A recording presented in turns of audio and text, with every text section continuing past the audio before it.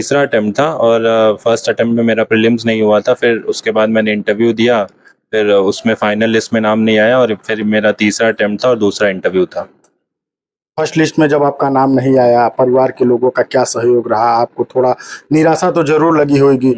आपने मेहनत तो प्रॉपर किया था। फिर उसके बाद की क्या तैयारी रही? फिर कैसे अपने आप को मोटिवेट किए? किस तरह से फिर आगे की तैयारियाँ, क्या चीज़ों को कैसे भुलाया आपने? जब रिजल्ट में नाम नहीं था तो थोड़ा दुख हुआ कुछ समय के लिए, लेकिन उसके बाद मैं इतना डेडिकेटेड था अपने गोल के प्रति कि मैं फिर से लग गया अगले अटेम्प्ट के लिए और फिर उसके बाद कड़ी मेहनत की, फिर ये रिजल्ट आया है। अभी हमारे बगल में पवन पांडे जी हैं, 334वीं रैंक यूपीएससी में आए हैं और जब से ही रिजल्ट आया घर पे इनके जानने परिचित नात रिश्तेदारों का और बधाई देने वालों का तांता लगा हुआ है। हमारे बगल में पवन पांडे जी हैं, इनसे जानेंगे। सबसे पहले आपको बहुत बहुत बधाई। क्या कुछ तैयारियां रही? आपने एक अच्छा मुकाम हासिल किया है, क्या कुछ कहना चाहेंगे? सफलता को लेके बहुत खुशी है। मैं यही है कि मेहनत करने पे ये सफलता मिली है मुझे और फिर इसी तरह मैं देश की सेवा करना चाहूँगा। कौन सा अटेम्प्ट था आपका, पहला दूसरा? आपकी उम्र भी अभी 24 साल है, आपके लिए बेहतर मुकाम मिला है, आपने बहुत मेहनत किया है। ये मेरा तीसरा अटेम्प्ट था और फर्स्ट अटेम्प्ट में मेरा प्रीलिम्स नहीं हुआ था। फिर उसके बाद मैंने इंटरव्यू दिया, फिर उसमें फाइनल लिस्ट में नाम नहीं आया और फिर मेरा तीसरा अटेम्प्ट था और दूसरा इंटरव्यू था। फर्स्ट लिस्ट में जब आपका नाम नहीं आया, परिवार के लोगों का क्या सहयोग रहा? आपको थोड़ा निराशा तो ज़रूर लगी होगी। आपने मेहनत तो प्रॉपर किया था। फिर उसके बाद की क्या तैयारी रही? फिर कैसे अपने आप को मोटिवेट किए? किस तरह से फिर आगे की तैयारियाँ, क्या चीज़ों को कैसे भुलाया आपने? जब रिजल्ट में नाम नहीं था तो थोड़ा दुख हुआ कुछ समय के लिए, लेकिन उसके बाद मैं इतना डेडिकेटेड था अपने गोल के प्रति कि मैं फिर से लग गया अगले अटेम्प्ट के लिए और फिर उसके बाद कड़ी मेहनत की, फिर ये रिजल्ट आया है।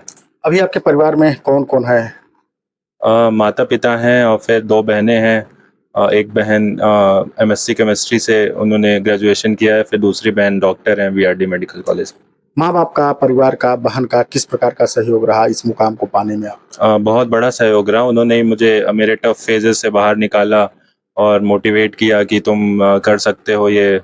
तो फिर उसके बाद ही मैंने अपना उस मेहनत को जारी रखा। उनके बिना तो ये नहीं हो पाता। पवन जी, तमाम ऐसी भ्रांतियाँ हैं, चूँकि हम लोग देश के एक ऐसे छोर से आते हैं कि जहाँ पे इन सब चीज़ों में अभी देखा जाए तो वो प्रतिस्पर्धा और वो तेज़ी नहीं देखने को मिलती है। आपने उस मुकाम को हासिल किया। लोग ये भी कहते हैं कि हिंदी भाषी क्षेत्र के लोग इस फील्ड में बहुत कम जा पाते हैं। क्या कुछ आपका ये अनुभव रहा, चूँकि आप उस मुकाम को अब हासिल कर चुके हैं? ऐसा नहीं है, अभी पूर्वांचल के काफ़ी लोग निकल रहे हैं सिविल सेवा में। लेकिन ये है कि पूर्वांचल में गरीबी होने के कारण वो इंसेंटिव्स नहीं होते हैं लोगों के पास। लेकिन ये है कि अगर आप पूरी तरह से मेहनत करें, अपने लक्ष्य के प्रति डेडिकेटेड रहें, तो किसी न किसी तरह से आपको बहुत सारी मीन्स मिल जाएँगी उस सफलता को पाने के लिए। अच्छा पवन जी, आपकी स्कूलिंग शुरुआती कहाँ से हुई है? किन-किन कॉलेजों में आपने दाखिला लिया? कैसे-कैसे यहाँ तक पहुँचा? मैंने अपनी प्राइमरी एजुकेशन सरस्वती शिशु मंदिर से किया हुआ है और उसके बाद मैंने यहीं गोरखपुर से ही 12th तक की पढ़ाई की। उसके बाद कोचिंग आईआईटी की भी यहीं से की रेजोनेंस से। उसके बाद मैंने आईआईटी दिल्ली से बीटेक किया, फिर उसके बाद से अपना अटेम्प्ट देना स्टार्ट किया। पवन जी, आप बीटेक के छात्र हैं, इंजीनियरिंग के फील्ड में भी जा सकते थे।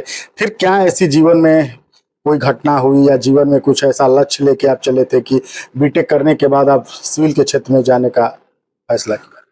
पहले तो कॉलेज में मैंने बहुत सारे सीनियर से बात की कि सिविल सेवा में ऐसा क्या है कि जो और किसी भी सेवा में या किसी नौकरी में नहीं है। तो उन्होंने बताया कि जो जॉब सेटिस्फैक्शन होता है पब्लिक से मिलने के बाद और उसके बाद जो डाइवर्स अपॉर्चुनिटीज़ मिलती हैं लीडरशिप रोल्स के लिए, तो वो एक यूनिक चीज़ है जो केवल यहीं पे मिल सकती है। पिताजी की आपकी क्या मेहनत थी? पिताजी का क्या सहयोग था कि आप यहाँ तक पहुँचे? कभी पापा ने ये नहीं कहा कि बेटा अब तुम बीटेक कर लिए हो, कहीं जॉब कर लो, मेरी भी छोटी-सी नौकरी है? नहीं, उन्होंने काफ़ी मोटिवेट किया। उनका भी सपना था बचपन से ही कि सिविल सेवा में जाना है, तो ऐसा कुछ उन्होंने तो नहीं कहा। ऐसा कुछ पापा ने नहीं नहीं। कहा? अच्छा बताइए कि आपने सिविल सेवा की तैयारी के लिए क्या घर पे ही रह के तैयारी किया या कहीं दूसरे स्टेट में गए थे, दूसरी कोचिंग भी ज्वाइन किए थे? मैंने पूरी तरह से यहीं से किया है तैयारी, लेकिन मैंने कुछ दिल्ली के ऑनलाइन कोचिंग्स को ज्वाइन किया था, जैसे विजन और डायस कोचिंग है, वो केमिस्ट्री ऑप्शनल की तैयारी कराती है, तो बस ऑनलाइन कोचिंग की थी, अब बस घर में रह के। तो घर में मतलब 24 घंटा की जो और दिनचर्या होती है, सोना नहाना खाने के बाद कै घंटे आप पढ़ाई करते थे? रोज 9 से 10 घंटे की पढ़ाई होती थी, लेकिन ये था कि उसे रोज करना है, ऐसा नहीं कि आप एक दिन छोड़ दें फिर उसके बाद पढ़ने लगे, बस कंसिस्टेंसी मेंटेन करनी। टाइमिंग क्या रहती थी आपकी? वैसे कुछ फिक्स टाइमिंग नहीं थी, लेकिन जनरली सुबह से 9 बजे से लेके शाम को 10 से 11 बजे तक जितना भी समय मिल सके। तो हमें तो लगता होगा कि यहाँ से जो गोरखपुर का मेन मार्केट है गोलघर, वहाँ भी जा गए आपको 2-2 4-4 महीने 6-6 महीने हो जाते होंगे। हाँ, ऐसा होता था, लेकिन कभी कभी वो सब भी चीज़ें ज़रूरी होती हैं अपने माइंड को फ्रेश करने के लिए, तो एक एक महीने में एक बार आप भले घूम सकते हैं बाहर, ऐसा नहीं। तो आपको अपने ऊपर पूरा विश्वास था कि आप एक दिन ये मुकाम हासिल करें? हाँ, मेरे अंदर ये था कि मेरी रैंक आएगी। अब इतनी मतलब अब देखते हैं कि आगे क्या है फिर। आगे फिर तैयारी चलेगी कि अब ज्वाइनिंग करके नौकरी करना है? अभी तो डिसाइड नहीं किया है, लेकिन शायद अगला अटेम्प्ट दूंगा मैं। अगला अटेम्प्ट दूंगे। हाँ। हमारे बगल में पवन की माता जी हैं, इनसे भी जानेंगे, चूंकि एक बेटे के सफलता के पीछे एक माँ का बहुत बड़ा सहयोग होता है और एक ऐसा रिश्ता होता है माँ और बेटे का, बाप का।